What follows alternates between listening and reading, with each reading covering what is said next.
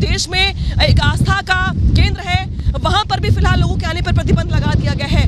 और बड़ी तस्वीर यहाँ पर ये भी दिखाई दे रही है, तस्वीर दिखा दूं मैं अपने कैमरा पर्सन से कहूंगी अभिषेक जी वो तस्वीर दिखाई द्वारिकाधीश की शिखा की, जिस शिखा के बारे में ये कहा जाता है कि वो शिखा तब लगाई जाती है जब कोई मुसीबत आनी होती है, जब किसी मुसीबत का आकलन होता है तब द्वारिकाधीश की वो शिखा लगाई जाती है। और ऐसी मान्यता है कि उस शिखा के लगाने के बाद द्वारिकाधीश तमाम मुसीबतों को, तमाम मुश्किलों को अपने ऊपर ले लेते हैं, किसी पर आंच भी नहीं आने देते। तो इस शिखा को भी बदला गया, जो द्वारिकाधीश प्रशासन के लोग हैं या फिर जो मंदिर परिसर के लोग हैं उनकी ओर से, यानी कि सभी ये बात जानते हैं कि इस तूफान को लेकर के जिस तरीके से मुस्तैदी होनी चाहिए वो तो शासन प्रशासन की ओर से की जा रही है, लेकिन एहतियात के तौर पर खुद किस तरीके से उसको फेस करना है ये भी अपने आप में चुनौती बनी हुई है।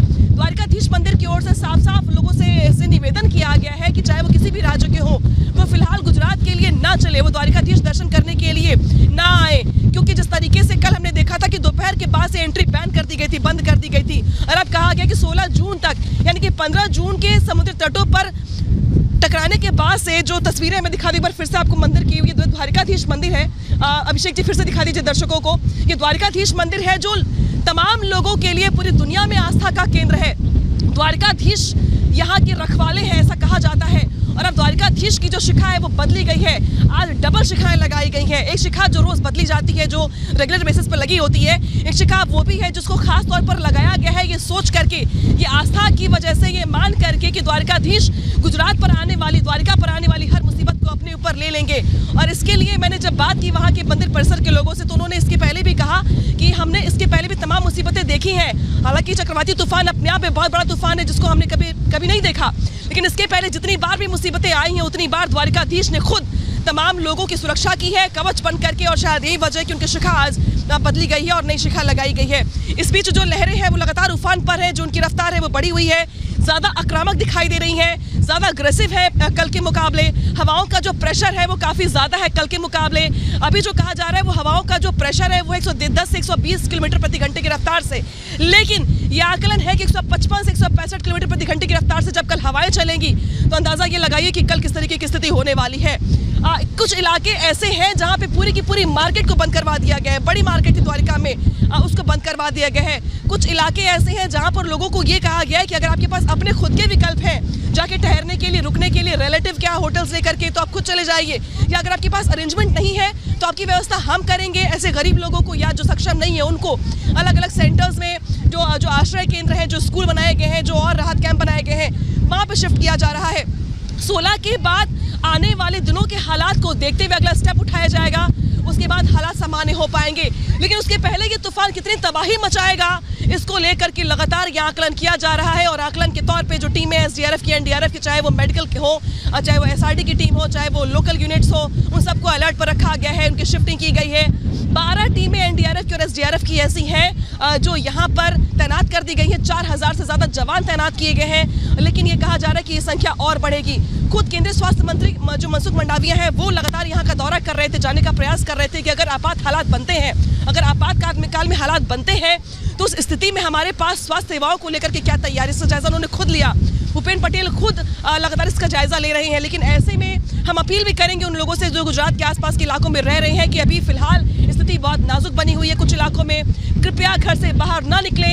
एक चैनल के तौर पे रिपब्लिक भारत के एक जिम्मेदार जो हम खबर दिखाते हैं उसके तौर पर आपको वार्न कर रहे हैं कि अपने घर से बाहर ना निकले, क्योंकि हालात यहाँ पर बहुत खराब है जिस तरीके की तस्वीर दिखाई दे रही है। और जो तस्वीर एक बार फिर से दिखा दूं मैं आपको, ये देखें, वो देख रहे हैं आप जो टावर लगा हुआ है उसका भी अपने आप में बहुत ही अहम भूमिका हो जाती है उसकी, क्योंकि कहा की जो लहरें होती हैं। और इस बीच जो तस्वीरें वो लगातार दिखा रहे हैं आपको फिलहाल क्या रहेगा पूरा का पूरा सूरत हाल गुजरात में इस आपात विपदा के आने के बाद से, उसको बताती हुई वार्न करती हुई रिपोर्ट देखिए।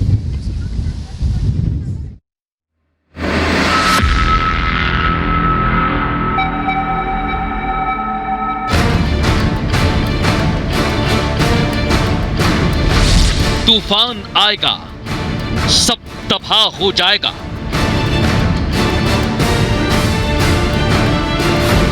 लहरें उठेंगी, तेज हवा चलेगी। 30 घंटे में आने वाला है बिपरजॉय। तूफान की आहट से पहले ही लोग डरे हुए हैं। गुजरात के तटीय क्षेत्रों में रेड अलर्ट घोषित कर दिया गया है। पीएम मोदी, गृह मंत्री अमित शाह और कई मंत्री खुद मॉनिटरिंग कर रहे हैं। इलाके में अधिकारियों की फौज तैनात है। एनडीआरएफ, एसडीआरएफ, कोस्ट गार्ड के जवान चौकन्ने हो गए हैं। हर स्थिति से निपटने की तैयारी की जा रही है।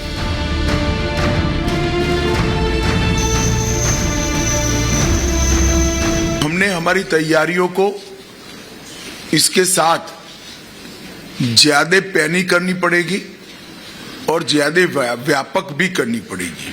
कई जगह पे अलग अलग प्रकार की नए क्षेत्रों में भी आपदा का अनुभव आ रहा है।